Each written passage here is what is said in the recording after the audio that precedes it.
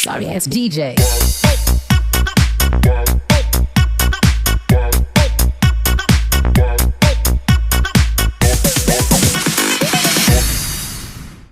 अस्सलामुअलैकुम स्टूडेंट्स, मैं हूं इस्मत और आप लोग देख रहे हैं सेरिब्रम आईटी। स्टूडेंट्स, आज का हमारा लेक्चर बहुत ही इंटरेस्टिंग होने वाला है। आज हम लोग बात करेंगे फाइलम पोरीफेरा की। जैसा कि नाम और शक्ल से ही पता चल रहा है कि ये ऐसे ऑर्गेनिजम्स हैं जिनकी बॉडी में बहुत सारे पोर्स यानी सुराख होते हैं। इन ऑर्गेनिजम्स को स्पॉन्जिस भी कहा जाता है। इनका ताल्लुक किंगडम एनिमेलिया से है, यानी ये एनिमल्स के ग्रुप में आते हैं। इनकी सबसे इंटरेस्टिंग बात ये है कि इनका कोई भी मेंबर पानी से बाहर नहीं रहता। हाँ, ये बात अलग है कि इनके ज्यादातर मेंबर मैरीन वाटर यानी समंदर के पानी में रहते हैं और सिर्फ 150 स्पीशीज ऐसी हैं जो कि फ्रेश वाटर हैं। मिसाल के तौर पे लीकोसेलिनिया जो है ये समंदर में रहता है, जबकि स्पॉन्जिला एक ऐसी स्पॉन्ज है जो कि फ्रेश वाटर है। स्टूडेंट्स, क्या आपको पता है कि ये ऑर्गेनिजम्स अपनी लार्वल स्टेजेस के अलावा सारी जिंदगी एक ही जगह खड़े खड़े गुजार देते हैं। और तो और इनकी बॉडी के अंदर थाउजेंड ऑफ स्पीशीज ऐसे रह रही होती हैं जैसे कि इन्होंने कोई फ्लाइट जो है वो रेंट पे लिया हो। स्टूडेंट्स, आप लोग ये जानकर बड़े हैरान होंगे कि स्पॉन्जिस के पास वाटर को फिल्टर करने की बहुत जबरदस्त एबिलिटी होती है। आप इसको ऐसे ही समझ सकते हैं कि अगर एक बास्केटबॉल के साइज की स्पॉन्ज हो तो वो एक बहुत बड़े पूल को फिल्टर कर सकती है, और वो भी सिर्फ एक दिन में। है ना इंटरेस्टिंग चीज। चले मैं आपको एक और बात बताती हूँ। यूप्लेक्टिला, जिसको वीनस फ्लावर बास्केट भी कहा जाता है, इसे जापानीज वेडिंग में गिफ्ट के तौर पे दिया जाता है, क्योंकि इस स्पॉन्ज के अंदर भी श्रिम्प्स का एक कपल रह रहा होता है, जिसकी वजह से इसे न्यूली मैरिड कपल को गुड लक के तौर पे दिया जाता है। प्रीटी कूल ना। अब हम लोग बात कर लेते हैं स्पॉन्जिस के जर्नल स्ट्रक्चर की। फर्स्ट ऑफ ऑल हम लोग डिस्कस करेंगे स्पॉन्जिस के अंदर मौजूद पोर्स को। स्पॉन्जिस की बॉडी में दो तरह के पोर्स होते हैं, जिनमें से ऑस्टिया छोटे पोर्स होते हैं और इनसे पानी अंदर जाता है।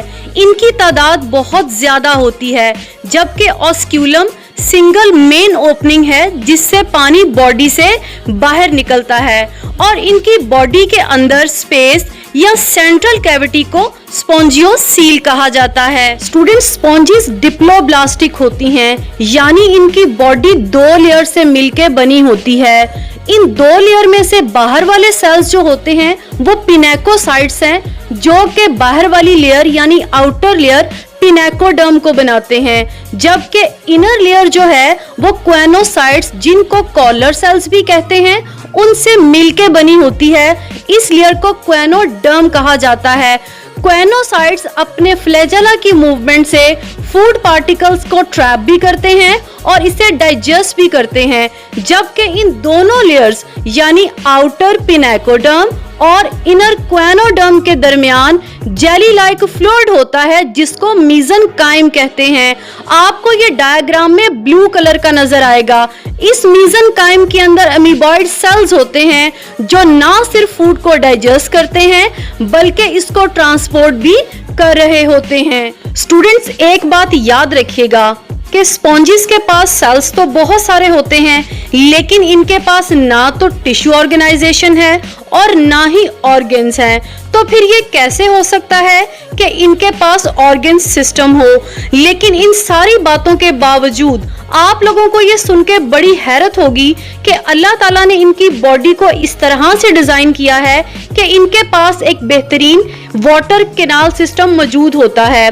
स्पॉन्जिस के पास ना तो प्रॉपर नर्वस सिस्टम है, इनके पास न्यूरोसेंसरी या न्यूरॉन्स ही होते हैं जिससे ये कम्युनिकेशन करती हैं।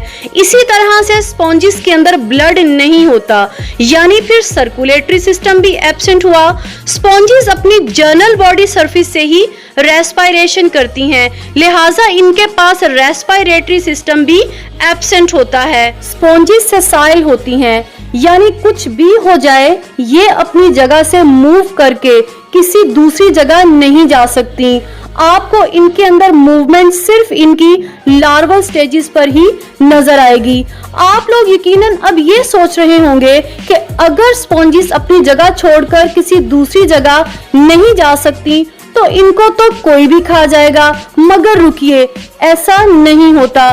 स्पॉन्जिस के मीजनकाइम के अंदर कांटे होते हैं जिनको स्पिक्यूल्स कहते हैं।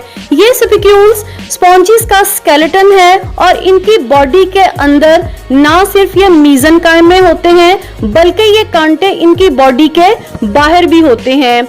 ये जो कांटे हैं ये डिफरेंट केमिकल्स के बने होते हैं, मिसाल के तौर पर कैलकेरियस, सिलिशियस या स्पॉन्जिन। स्टूडेंट्स, अब हम लोग आज की सारी डिस्कशन का एक क्विक रीकैप ले लेते हैं। मिसाल के तौर पे हम लोगों ने सबसे पहले बात की थी कि स्पॉन्जिस पोर बेरिंग हैं, यानी इनकी बॉडी में पोर्स होते हैं। छोटे पोर्स ऑस्टिया हैं जिनसे पानी अंदर एंटर होता है। Large men single opening osculum है जिससे पानी बाहर निकलता है। स्पॉन्जिस डिप्लोब्लास्टिक हैं, यानी इनकी बॉडी 2 लेयर से मिलकर बनी होती है।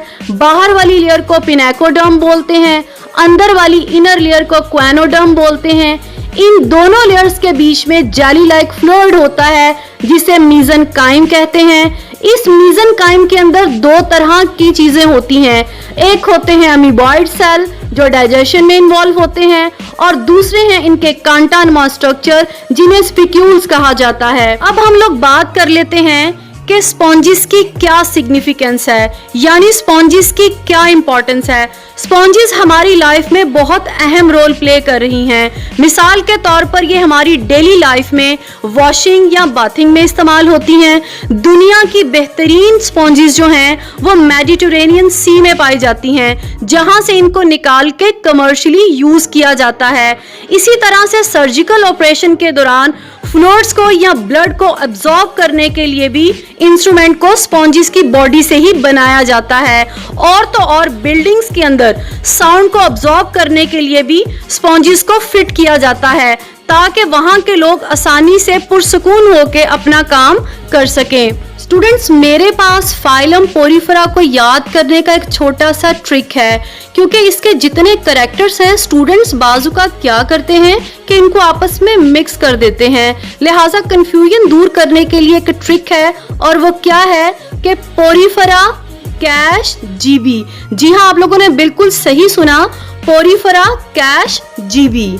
अब जैसा कि आप लोग देख सकते हैं कि P for pore bearing, pinacocytes, pinacoderm, protandrous, O for ostia, osculum, R for respiratory system, I for intracellular digestion, F for food, E for ectoderm, endoderm, R for reproduction और A फॉर इक्वेटिक या asymmetrical के लिए भी word use हो सकता है। अब हम लोग देख लेते हैं कि कैश जीबी का क्या मतलब है। यहाँ पर C for choanocyte circulatory system, A for asymmetrical या इक्वेटिक, S फॉर स्पॉन्जियोसील जो कि इनकी सेंट्रल कैविटी है। स्टूडेंट्स, स्पॉन्जिस के अंदर जो रिप्रोडक्शन है वो एसेक्सुअल भी है और सेक्सुअल भी, लेकिन इनके अंदर एसेक्सुअल प्रोडक्शन बहुत कॉमन है और वो बर्डिंग के जरिए होती है। अगर ये बर्ड्स जो हैं इनकी बॉडी के इंटरनल बने इनके मीजनकाइम की तरफ, तो इन बर्ड्स को जिम्यूल्स कहा जाता है। जबकि सेक्सुअल प्रोडक्शन के अंदर जो है मेल फीमेल सेक्स ऑर्गन होते हैं। मेल स्पर्म पैदा करता है, फीमेल एग पैदा करती है और फर्टिलाइजेशन हो जाती है। और क्योंकि मेल फीमेल सेक्स ऑर्गन एक ही स्पॉन्ज के ऊपर होते हैं तो ऐसी स्पॉन्जिस को हम लोग हर्माफ्रोडाइट बोलते हैं। तो अब आपको अच्छे से समझ आ गया होगा कि यहाँ पर H, G और B का क्या मतलब है। अब हम लोग बात कर लेते हैं कि हमारे आज के आर्टिकल की एग्जामिनेशन पॉइंट ऑफ व्यू से क्या इंपॉर्टेंस है। एक बात मैं बताती चलूं कि चैप्टर नंबर 10 में से लॉन्ग क्वेश्चन नहीं आता। इसमें से जो MCQ बार बार आ चुके हैं वो मैंने आपको बता दिए हैं।